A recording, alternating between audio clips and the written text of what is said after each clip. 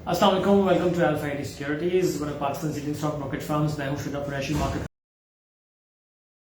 आपके साथ। तो आज हमने देखा कि मार्केट में मंदी हुई और जो 46,900 का एक क्रूशल सपोर्ट लेवल था वो ब्रेक हुआ इंट्राडे बेसिस पे। इंडेक्स ने लो टच किया 46,672 का और वहां से फिर टूवर्ड्स आखिरी आधे घंटे में रिबाउंड हमने देखा मार्केट में और बिल्कुल जो उसका सपोर्ट लेवल 46,900 है उससे थोड़ा सा ऊपर आके क्लोजिंग उसने दिखा दी।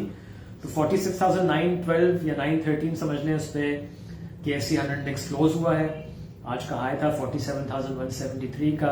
मार्केट खुली थोड़ा सा आई थिंक पॉजिटिव ट्रेड हुई और फिर उसके बाद हमने सेलिंग प्रेशर देखना शुरू कर दिया। वॉल्यूम्स लेकिन फिर भी लो थे, तो सेलिंग तो हुई है और इंडेक्स नीचे आया है, बट अगेन वॉल्यूम्स इतने नहीं थे। और वंस अगेन हमने यही देखा कि नीचे के लेवल्स पे जब स्टॉक प्राइसेस बहुत टूट गई तो वहां पे सपोर्ट आई है। कुछ स्टॉक्स तो रिकवर होकर पॉजिटिव जोन में भी क्लोज हुए हैं। सो ये सूरत हाल रही है। 88.2 मिलियन शेयर्स ट्रेड हुए KSE 100 में और ऑल शेयर इंडेक्स का वॉल्यूम 251.5 मिलियन शेयर्स का रहा। अच्छा, जो न्यूज ऑफ कोर्स सारा मैंने सुबह मेंशन भी किया था कि अफगानिस्तान की सिचुएशन ही है जो आई थिंक मार्केट को उसकी डायरेक्शन सेट करती हुई नजर आएगी।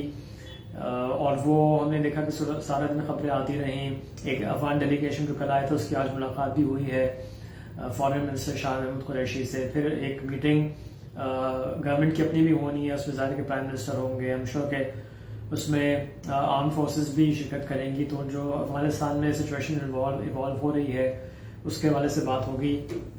ऑलरेडी स्टेटमेंट्स आने शुरू हो गए। मैंने कुछ आपको बताया भी था कि सुबह के अखबार में जो मेंशन किया था कि इवन न्यूजीलैंड की प्राइम मिनिस्टर, यूएस के सेक्रेटरी ब्लिंकन उन्होंने लिखा है कि अगर ह्यूमन राइट्स की वायलेशंस नहीं करेगा तो तालिबान गवर्नमेंट को रिकग्नाइज किया जा सकता है। सो ये खबर है। उसके अलावा हमने देखा है कि चाइनीज गवर्नमेंट की तरफ से भी उनकी जो फॉरेन मिनिस्ट्री की स्पोक्स वुमन है उनका भी एक स्टेटमेंट आया कि China is willing to develop friendly relations with the Taliban, or China respects the right of the Afghan people to independently determine their own destiny and is willing to continue to develop friendly and cooperative relations with Afghanistan. So China का भी statement आ गया। And हमको मालूम है कि पहले ही कुछ और जो दूसरे कंट्रीज हैं लाइक रशिया, उसने तो अपना स्टाफ भी अपनी एम्बेसी से इवैक्यूएट नहीं करा रही है। तो अब ये देखना है कि नेक्स्ट फ्यू डेज क्या डेवलपमेंट्स होती हैं। तालिबान ने जो स्टेटमेंट्स आ रहे हैं मीडिया पे एग्री किया है टू इंक्लूसिव गवर्नमेंट्स, यानी कि सिर्फ तालिबान नहीं होंगे, उसमें दूसरे भी जो अफगान्स हैं उनको शामिल किया जाएगा। सो ये सारी एक चीज़ें डेवलप हो रही हैं। और जैसे मैंने भी कहा था कि कम से कम मैं तो बुलिश हूँ, क्योंकि यहाँ से देखें वर्स्ट सिनारियो से हम डील कर चुके हैं। दैट वाज द वॉर से कुछ हासिल नहीं हुआ, 20 साल में भी कुछ हासिल नहीं हुआ, तो अब वापस हम वहां नहीं जा सकते। सो अब यहाँ से बेहतरी ही एक्सपेक्ट की जा सकती है और लेट्स होप के कुछ जो है इतने अरसे में तालिबान की भी कुछ सोच मुख्तलिफ हो गई है और वो हो गई हो और वो भी जो है जो इंटरनेशनल कम्युनिटी की डिमांड्स हैं regarding human rights and all that, उसको वो अकॉर्डिंग टू जो भी उनके ज़ाहिर के उनके नजरियात हैं उस पर वो उस पर अमल करें। तो let's see, I think hope रखनी चाहिए। So coming back to the market, market एक पॉइंट पे ऑलमोस्ट 500 पॉइंट नेगेटिव हो गई थी, तो वहां से फिर हमने देखा रिकवरी हुई और आधे points towards the end recover हो गए कुछ स्टॉक्स। और मैंने सुबह भी कहा था कि अभी भी जो की स्टॉक्स हैं, की सेक्टर्स हैं, उनमें डिप्स पे एक्यूमुलेशन करनी चाहिए, वहां पे हमको रिकवरी नजर आएगी। वो हमने देखा भी, कुछ स्टॉक्स जो नेगेटिव जोन में चले गए थे वो टूवर्ड्स द एंड रिकवर हुए, पॉजिटिव क्लोजिंग भी दिखाई है। स्टील सेक्टर में रिजल्ट्स आने वाले हैं और भी काफी कंपनीज बोर्ड मीटिंग की डेट्स अनाउंस हो गई हैं। PSO ने आज सुबह अपनी बोर्ड मीटिंग की डेट अनाउंस की है। फॉर सम टाइम वो भी पॉजिटिव ट्रेड हुआ था, शेल पॉजिटिव ट्रेड हुआ, सीमेंट सा नेगेटिव ही हमको नजर आए हैं, बट इवेंचुअली लग ये रहा है कि वो भी वहां भी सपोर्ट नजर आ जाएगी। काफी वैल्यूज टूट गई हैं ये मैं आई नो कि मैं ये कह रहा हूँ काफी अर्से से। इनफैक्ट 112-115 रुपए से कहा जा रहा था कि DG बड़ा अच्छा नीचे आ गया है, बट देखा कि 103 पे भी प्राइस आ गई है। तो वहां भी आई थिंक अब वैल्यूज जो है वो अट्रैक्टिव हो रही हैं। सो ये एक सूरत हाल है। बाकी अगर देखा जाए तो सिचुएशन आई थिंक यही है, इसकी यही स्ट्रैटेजी रखनी चाहिए।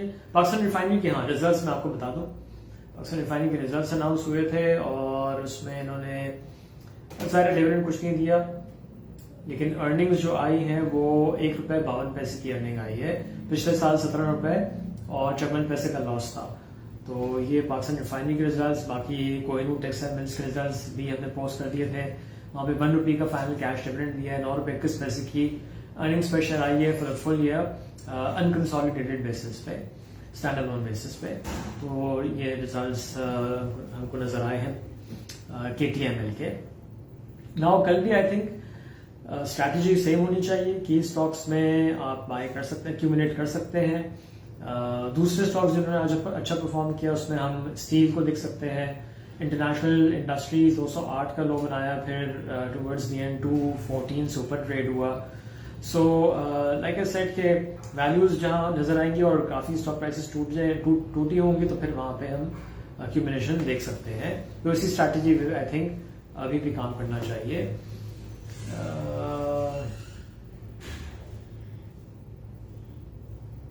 Ji Ehsan sahab, I agree with you Afghanistan की सिचुएशन पे जो आपने कमेंट किया है।